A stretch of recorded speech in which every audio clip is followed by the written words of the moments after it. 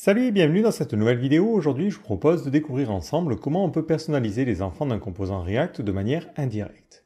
Alors, je sais, cette description n'est pas forcément claire, alors je vous propose un petit exemple concret du problème. Donc, j'ai ici un système de composants qui permet de représenter une liste dans laquelle on va pouvoir faire une recherche. Donc, si je tape par exemple des ingrédients, on voit que la liste se filtre. Ce composant, il est utilisé de cette manière-là. On va avoir un composant searchable list, on lui passe une liste d'éléments avec une clé name à chaque fois, et il se charge de rendre cette liste. Le problème, c'est que maintenant, on a envie de pouvoir personnaliser chaque élément que l'on a dans cette liste, pour par exemple mettre une icône ou d'autres éléments. Dans cette situation, comment on va faire pour personnaliser les choses ?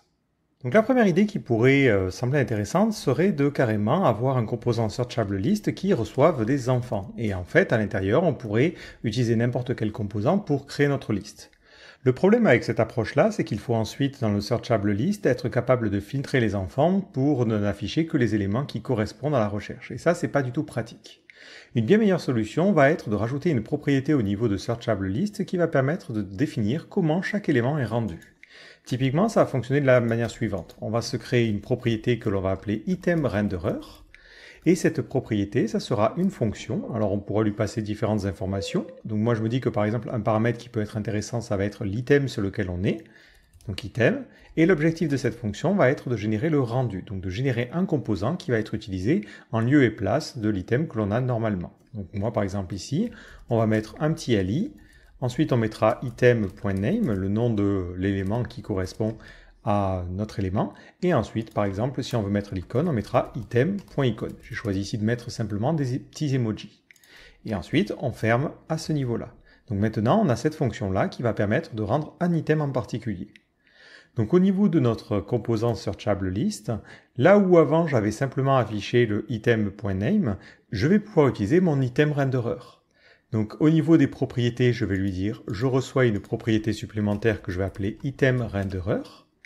Et à ce niveau-là, je peux mettre une petite condition en lui disant, si itemRenderer est défini, dans ce cas-là, je veux que tu utilises itemRenderer et je vais te passer en paramètre l'item que je souhaite rendre. Et donc automatiquement, cette fonction va renvoyer du JSX. Sinon, je veux que tu renvoies le li traditionnel que l'on avait avant. Ensuite, on met les petites accolades pour avoir l'interpolation, et voilà ce que ça nous donne. Maintenant, notre système de liste, plutôt que d'utiliser l'élément natif que j'avais moi défini, ça utilise ma fonction de rendu. Et si j'utilise le système de filtre, on voit que ça continue à fonctionner. L'avantage, c'est qu'on a totalement la main sur le rendu de chaque élément au sein de notre liste. Et c'est comme ça qu'on peut faire en sorte de pouvoir personnaliser un élément à l'intérieur d'un autre. Ce que j'ai fait au niveau de mon searchable item, c'est que j'ai bien mis la clé qui correspond à chaque élément dans un fragment en amont. Comme ça m'évite dans le renderer de devoir spécifier justement la clé. Ce qu'on peut faire aussi, c'est rajouter d'autres propriétés. Par exemple, ça peut être intéressant de savoir si l'élément est actif ou non. Moi, j'avais mis en place un système basé sur la navigation au clavier. Donc dans mon itemRenderer, je peux lui passer aussi est-ce que k est égal à selectedIndex. Je vais lui passer est-ce que l'élément est actif. Donc là, évidemment, c'est spécifique à ma situation. L'avantage, c'est que lorsque j'utilise mon itemRenderer, je pourrai recevoir l'élément actif et savoir si, effectivement, on doit appliquer un style particulier. Donc là, je lui dirai, si c'est actif, je veux que tu mettes une petite croix, et sinon, je veux que tu ne mettes rien. Maintenant, si je clique sur mon champ et que je navigue avec les flèches du clavier, on voit que la petite croix se déplace. Donc après, c'est à vous de définir la signature de cette fonction-là. Vous pouvez véritablement faire ce que vous voulez. Par exemple, on peut s'imaginer que on va rajouter ce que l'on va appeler des bases props. Et je vais lui dire, ici, je te rajoute un aria courante. Et je vais te mettre comme valeur ce que l'on avait mis ici. Hop. L'avantage, c'est que maintenant, dans ma fonction app, on peut s'imaginer ici qu'on recevrait quelque chose que moi, je vais appeler les bases props, qui seraient les propriétés de base que je souhaite mettre à mon élément, et je peux directement les passer ici. Ce qui permettrait d'avoir tous les attributs liés à l'accessibilité notamment, sans forcément devoir rajouter de la logique au niveau de ce composant-là. Si j'inspecte ma feuille de lasagne ici, on voit bien qu'on a un aria courante à true et aria courante à false pour les autres. Donc ça aussi, ça peut permettre à ce système de listing de pouvoir passer directement tout un tas de propriétés qui pourraient être propagées si on choisit de personnaliser chaque item. Alors c'est une manière de faire les choses, mais il y a aussi une autre approche, c'est qu'on peut utiliser un composant. Alors je vais commenter ça temporairement. Voilà. Et une autre approche serait ici, dans le searchable list, de recevoir une propriété qui s'appellerait par exemple item component et on lui donnerait un élément. Donc ça voudrait dire que ici, je dois créer une fonction itemComponent, qui serait donc une fonction qui recevrait différentes propriétés. Donc là, je m'imagine que je recevrais item et active. Hop. Et ensuite, je pourrais return mon li, et je récupérerai un peu ce que j'ai fait ici. Et là, l'approche est un petit peu différente dans le sens où je vais créer un composant. Donc ça, c'est un composant React classique. Et c'est ce composant-là que je vais ensuite pouvoir passer au niveau de ma propriété. Alors là, hop, on va aussi récupérer le système d'actifs. Maintenant, au niveau de mon système de liste, je vais commenter ce que l'on a écrit et je vais lui dire à ce niveau-là, je vais recevoir un item component. Par contre, vu que je choisis de l'utiliser comme composant, je vais ici renommer ça en item component avec un i majuscule, histoire d'avoir vraiment le nom d'un composant. Maintenant, au niveau de mon système, à ce niveau-là, je peux lui dire si on a un item component. Dans ce cas-là, je veux utiliser mon item component. Je vais lui dire tu es actif si effectivement on a k qui est égal à l'index qui est sélectionné. Et je te passe aussi en propriété l'item en question. Voilà, comme ça, c'est toi qui te charges de me rendre les choses. Et dans le cas contraire, j'utilise le système de rendu classique, donc mon petit li. Le comportement va être le même. Si je navigue, on voit que ça fonctionne et on a bien notre système de composants. Je dirais que l'inconvénient de cette approche, c'est que dans ce composant-là, vous ne pouvez pas utiliser des éléments qui proviennent du contexte parent. L'avantage du renderer ici, c'est que par exemple, je peux dans la fonction de rendu faire référence au counter qui est au-dessus. Donc je peux faire référence à des variables qui sont présentes au niveau de ce composant-là. Si on utilise l'approche où on passe simplement à un composant, le petit inconvénient, c'est que à ce niveau-là, je n'ai accès qu'aux éléments qui sont envoyés par le composant enfant. Donc ici, je n'ai accès qu'aux propriétés qui sont envoyées par le searchable list, ce qui peut s'avérer limité. Donc personnellement, j'aurais plutôt tendance à vous conseiller d'utiliser le système de renderer avec une fonction qui va renvoyer votre contenu.